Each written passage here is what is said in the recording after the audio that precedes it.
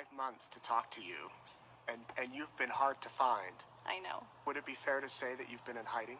Yes. Why? When you realize that the people that you know and you're close to and love have been involved in something that has to do with kidnapping and people dying,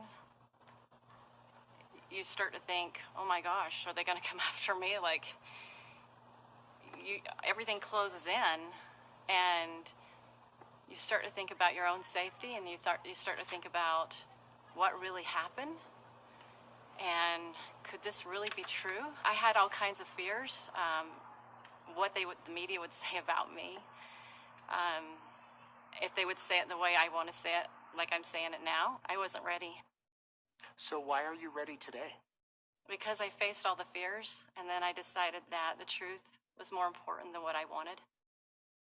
And I needed to do it for those that have passed on, that justice may be served. I think it's fair to Charles and JJ and Tammy and Tylee that someone is standing up for what happened to them.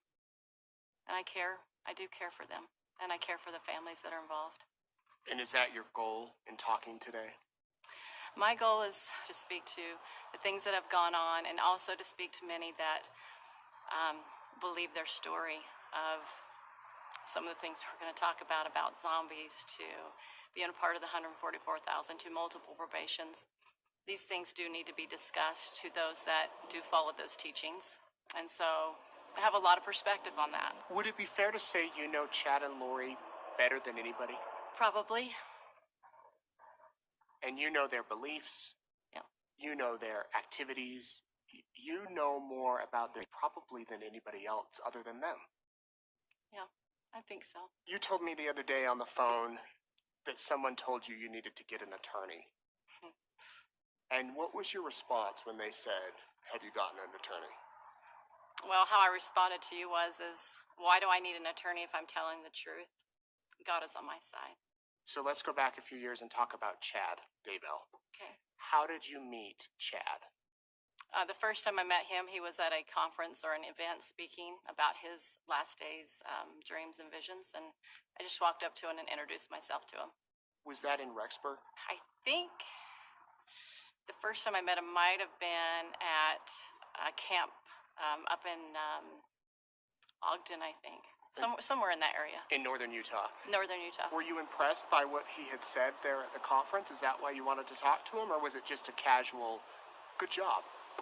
I wanted to meet him because I thought his dreams were interesting, and when I met him, I thought he was a really nice guy, and anytime I saw him was at an event. At what point did you become closer than just seeing him at events or, hearing him speak?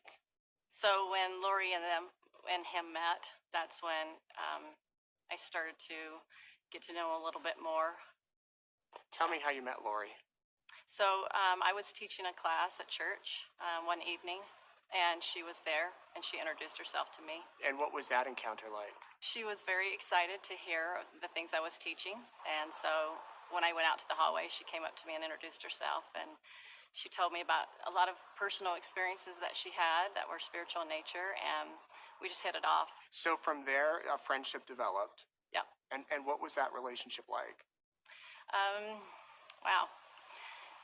In the beginning, yeah. What was it like? So we talked often about our experiences that we had spiritually, and we talked about some of our trials that we've overcome, and we talked a lot about the second coming as well, and how excited we are for the things that we've been studying and learning, and so just a lot of interest in that area.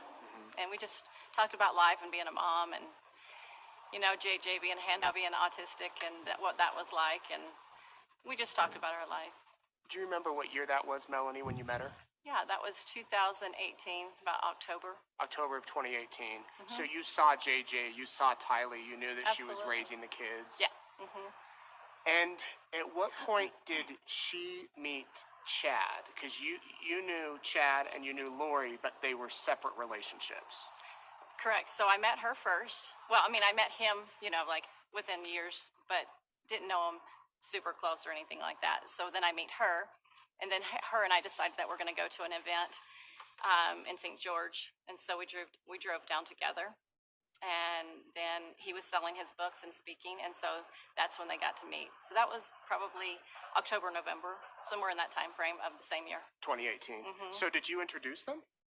I don't know if I did or she just went up to the table. I can't recall. And was there anything unusual or magical or different about when they met? So we were there for 2 or 3 days, and I think he was there for 2 days, and she talked to him a lot about his books, and so she asked a lot of questions, and she was very interested in what he thought, and she was interested in what she knew, and so they just started talking about these different beliefs that generally are not something you learn in church, and so they started kind of develop that connection right there.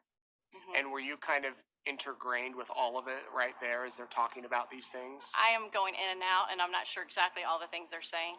I see. Yeah. But it wasn't anything unusual. It would be if you found somebody at the church that had similar beliefs and you were talking about things, or was it a step further? It was a step further. It was discussing the things that were not something you would talk at church. It was something that you would talk closely with not a lot of people listening. Did you know that Chad had a wife and 5 kids in Rexburg? And did Lori know that? Yes. And was Tammy ever with Chad? No. She didn't come with him to the events? No. And did his children? Not that I know of. Okay. So where did their relationship go from there? So after spending much time talking those 2 days, we went back to Arizona, and he came down to Arizona when it was the next event, which was in November sometime. And so many people, so some of my friends, some of Lori's friends, and then Chad all got to stay in her house, room throughout her house. And so they spent some time talking, and he spent some time talking to us as well. Everybody stayed in this house. That's right. Chad, Lori, you. Was Charles there? No, he went out of town. He was out of town. Did you have much interaction with Charles? A little bit. And what was that like? So when I did interact, it was just like the first time I came over, I believe we did a barbecue. And barbecue, that seemed that something that he was good at, according to both of them. And there was swimming in the pool with the kids. And he seemed like just kind of a nice guy, just happy to see us, happy to meet us. I don't know. It was an enjoyable conversation. He was talking a little bit about his conversion to the church, and he seemed to be pretty excited about it.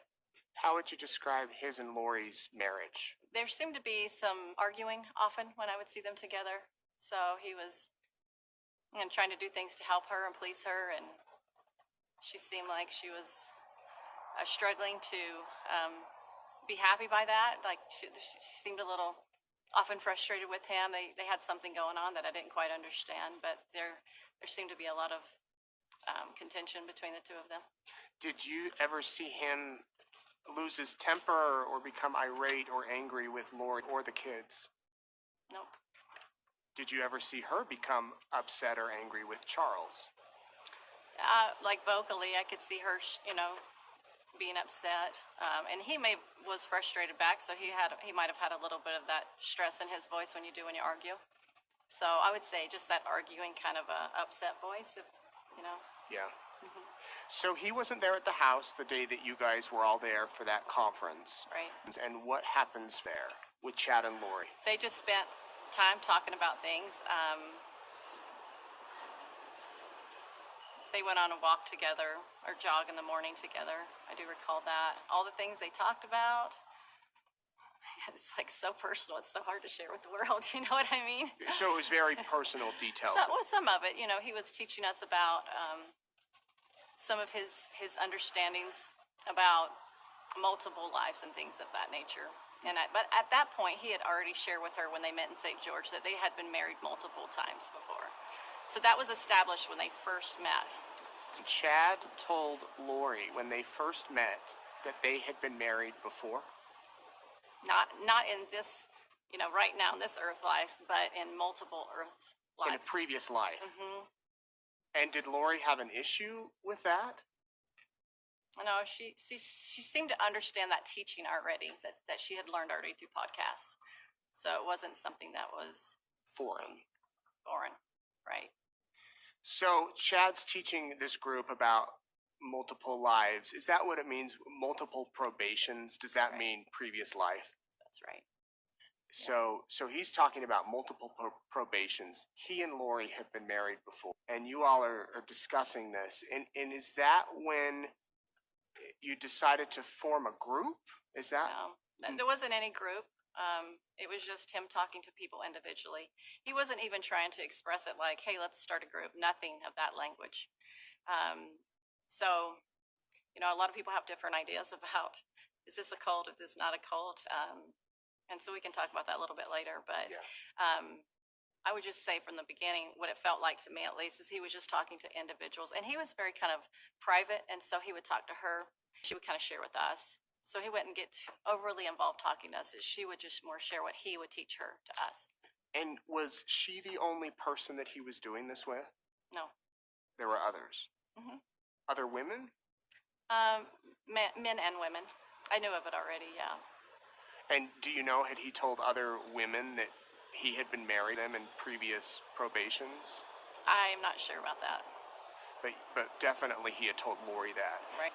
What was it like to witness this? I mean, did it seem like a normal relationship between the two of them, or did you think this might be going a little too far? It was definitely different.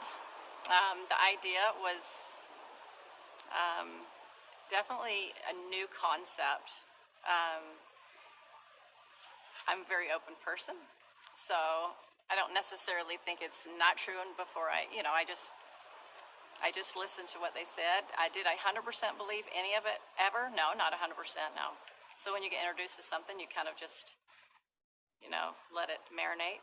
And so I just listened to them talk about it. I mean, it was not something that I knew anything about until they shared it with me, so. And not something that you had heard at church or in Sunday school or in a manual anywhere? Yeah, it does not represent our church's teachings at all. So they're going on jogs together. He's talking about these multiple probations. The conference ends, and what happens from there?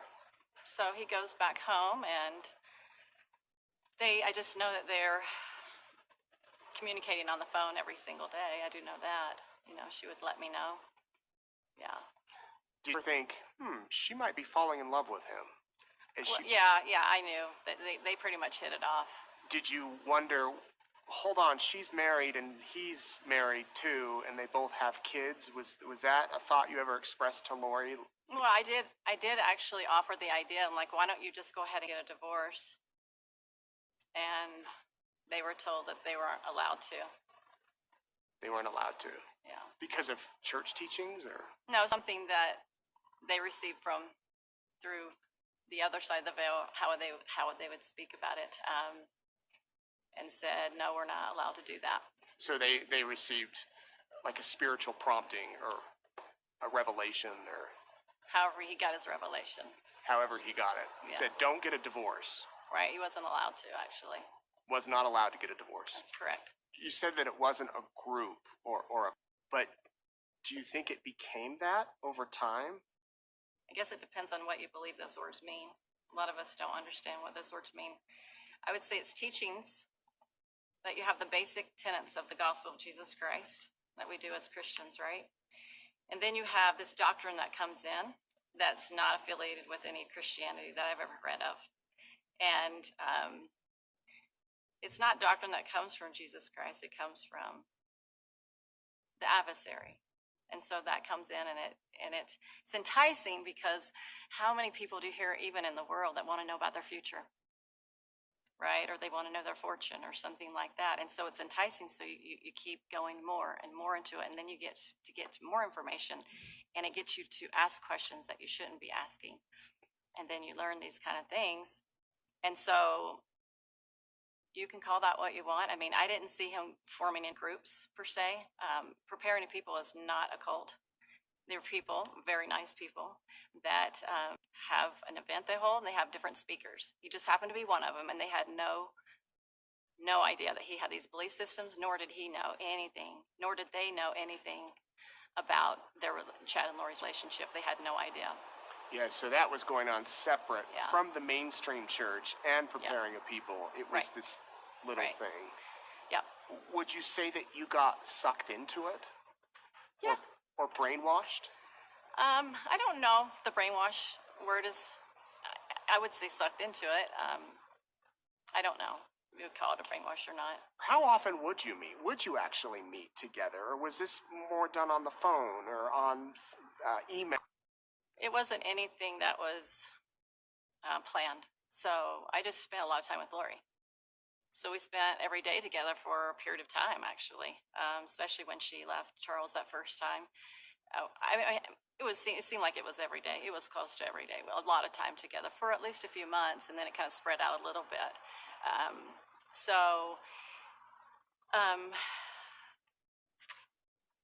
I talked to her a lot personally because she was with me a lot.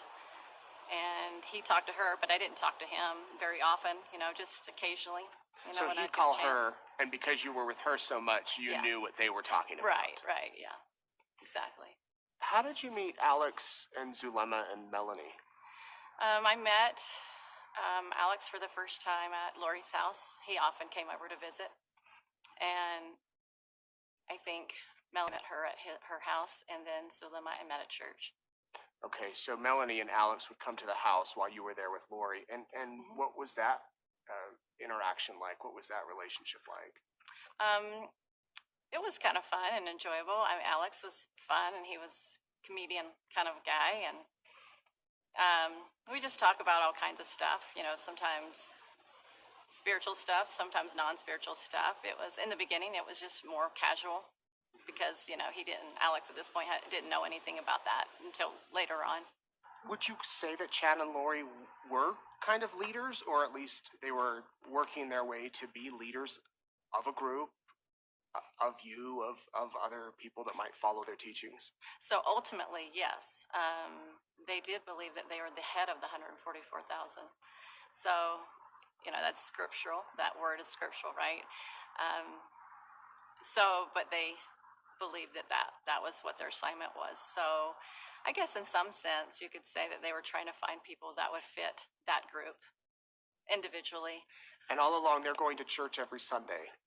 To a point, and then she just stopped going after a while, after she felt that Charles was kind of chasing her with the papers to be signed for divorce. She kept running, and so I don't think she went to church. So she hadn't gone to church in a long time, and if she did go, it was very rare. But you were going.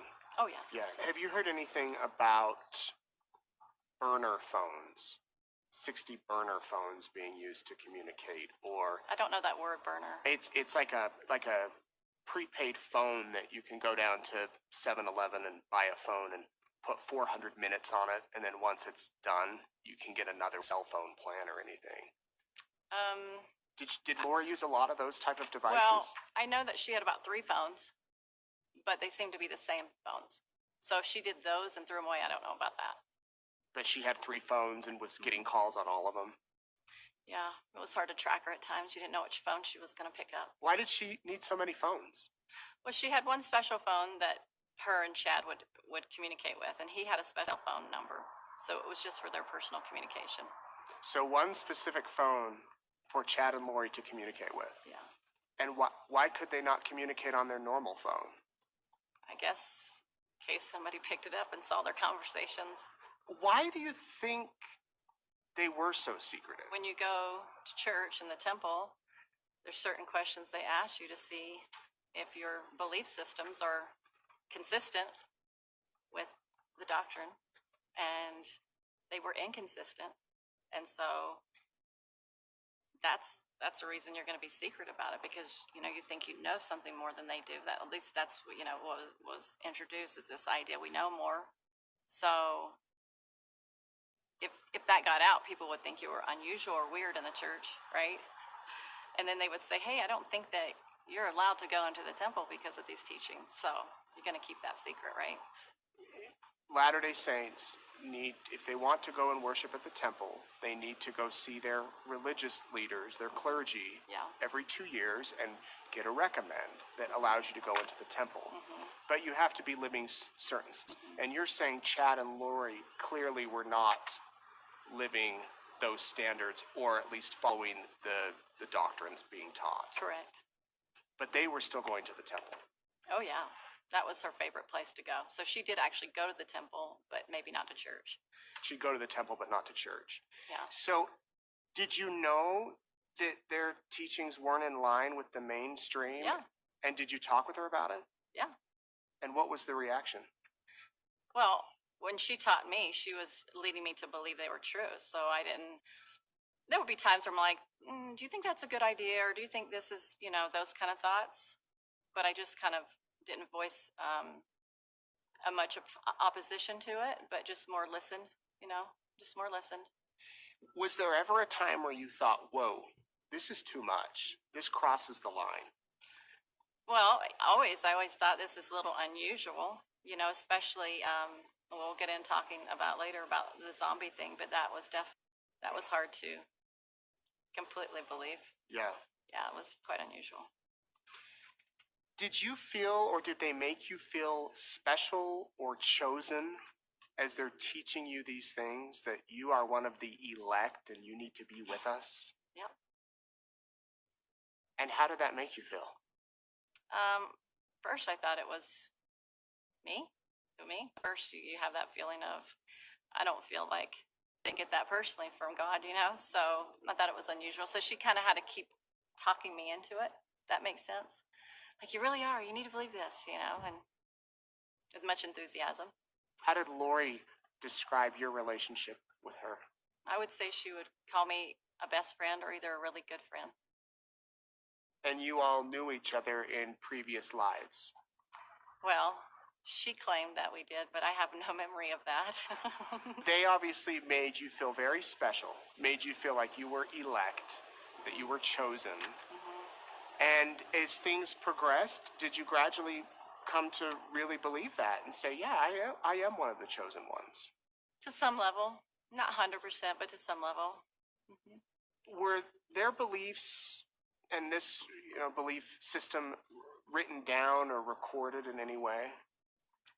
Yeah. There was paperwork that showed all the 12 apostles to the Old Testament apostles, prophets, people and their the friends that they knew currently, to maybe some movie stars or people, just in general. They had like maybe 4 pages. I don't know how many pages. And that was by Chad. And he would say, well, these are who they are. This is what lives they live. This is how many times they've been on. So yes, it was a whole document. It was a whole plan. I mean, they would write down on paper, like, this is how many lives, this is what it needs to get to this level. You need to go to this many. I mean, it was quite the plan, if that makes sense. It was quite the detailed list. I mean, it was, and I know that to a lot of people. So Chad came up with all of this on his own? That I know of. I don't know if he got it from anywhere else. I've never heard that before. And movie stars were on it? I think so, or either he told us personally. I didn't look at the whole list, so I can't say. I just kind of browsed it a little bit because I didn't feel like it was for me to look at. Yeah. So I kind of skimmed it a little bit. So, can you tell me about Chad and Lori sealing themselves in the temple to each other? And for those people that aren't familiar, couples will go to the temple and be married and sealed together, meaning they believe that their relationship will continue after this life ends. Did Chad and Lori talk about what they were doing in the temple together, which would be against church policy and procedure? Right. Chad didn't tell me, but Lori did. What did she tell you? And she just told me they went together and they felt that they were sealed by those on the other side of the veil that had the authority to do that. So they were in the temple together, right, when this happened, right. Yet she's still married to Charles and he's still married to Tammy. Correct. And when you would raise this with them, that, hey, you're still married, what was their reaction, or at least Lori's, because I'm sure you never had a chance to talk to Chad about it? She said that it was okay that they did this because they had been married so many times before that their spouses would understand someday. Lori, from what I understand, said that she has been on 21 planets and Chad has been on 31. Have you heard that before? I wouldn't say planets, but I would just say lives. Lives. So she's had 21 lives and he's had 31. that he was a holy ghost and has had 5 lives on this earth, and she's had 4 lives. Correct. And well, no, I think she had 5 lives on this earth. she had 5 lives on this. They both had 5 lives on this earth. I believe so. And Chad made a portal in Lori's closet so she can visit him. What does that mean? That sounds kind of crazy. It does sound crazy. So a portal is something that he created for her. I don't know exactly how he did it, but maybe Like a box? No, it's just a spot where he just maybe said a prayer or however words he uses to create this portal. I don't know. I mean, I wasn't there. I don't know. Sure. But it's not like he could come through it physically, but it was a way for them to interact spiritually. I see. Yeah. So it was a sacred area where if she wanted to connect with him, she could go sit, and then they would have a connection. What do you think about that? I thought different. I thought, how do you do that? Like, do you have to have some special skills to understand how people could do that? But I don't know. It was pretty extreme. But to me, everything was new, and I just thought, well, these people know things that I don't know about this stuff. So it seems to me, though, that all along you were kind of at the back of your mind questioning, not blindly believing everything they said, but somewhat skeptical. Would that be an accurate? Yeah. I mean, if you were to talk to Lori, she'd probably say I believed it. But there's always a little bit of doubt, because I know she also had doubt. And she, on occasion, 2 or 3 times said to me, if Chad is Satan, he sure is a good one. So that tends to lead me to think that she wasn't 100% convinced either. That she may have doubted Chad too. Yeah. And she said, if Chad is a Satan, he sure is a good one. Yeah. Do you know, did she ever tell him that? Not that I know of. Or raise questions with him that I don't know. You don't know. You talked a little bit about Alex. What was he like with Zulema? Did you have much interaction with the two of them? Just a little bit at the end, because they didn't know it. Well, they didn't get together until the very end, so they were just developing a friendship. And you met Zulema at church? Correct. Okay. And what was Melanie Boudreau like? She was, she's fun. I really love Melanie. We did have a special relationship. She loved me and I loved her, and so she seemed that she had a lot of strife going on in her life, and she was really worried about her family, and so we had conversations about what was going on to some level. I mean, I wasn't as involved with their conversations as Lori and Melanie were, but as far as I went, we just were a support of, to each other, I think. Would it be fair to say that you, Chad, Lori, Melanie, Alex, Zulema, you 6 were kind of a close group of friends, kind of a tight-knit family in a way? Yes. So you all would spend a lot of time together, and during these meetups, over dinner or whatever, you talk about religious things, the mysteries of God, things like that. Sometimes we didn't meet together as a group like a close friendship group together very often. We met on a very rare occasion together, all of us. We more like saw each other here and there, or talked on the phone, or took a drive here together. But that kind of, like you would a friend. You don't always get together as a group, but yeah. And was it always religious talk? Pretty much, I would say so. Not a lot of other talk about politics or the weather. No, politics and sports. No, I wouldn't even talk about that. Sure, yeah, gardening, whatever. I would talk about gardening. So it was mainly religious talk when you'd all get together. Yeah.